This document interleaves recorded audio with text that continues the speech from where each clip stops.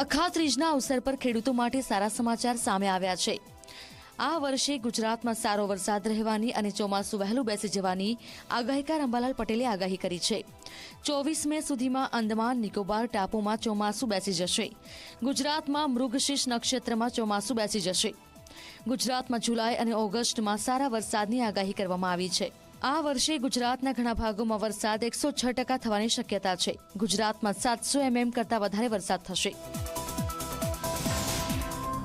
ખતરનાક જે સિસ્ટમો ઉત્તર ભારતમાં બનશે તેના કારણે વીજ પ્રપાત પણ થવાની શક્યતા રહે છે। અને જેની અસર તળે ગુજરાતમાં તારીખ 12 થી 14 પ્રી મોન્સૂન એક્ટિવિટી થશે અને ગુજરાતમાં પણ પ્રી મોન્સૂન એક્ટિવિટી જબરી થવાની શક્યતા રહે છે।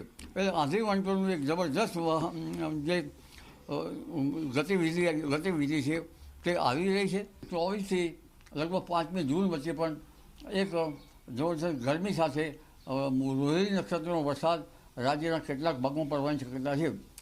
અખાત્રીજનો પવનનો જે કંઈક ઉલ્લેખ જોવા મળ્યો છે તે ઉલ્લેખ લગભગ રાજ્યના ઘણા ભાગોમાં નૈઋત્યનો જોવા મળે છે।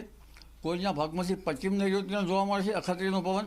એટલે આ અખાત્રીજના પવનના લીધે જોઈએ તો આ વખતે ચોમાસું વહેલું આવવાની શક્યતા રહે છે।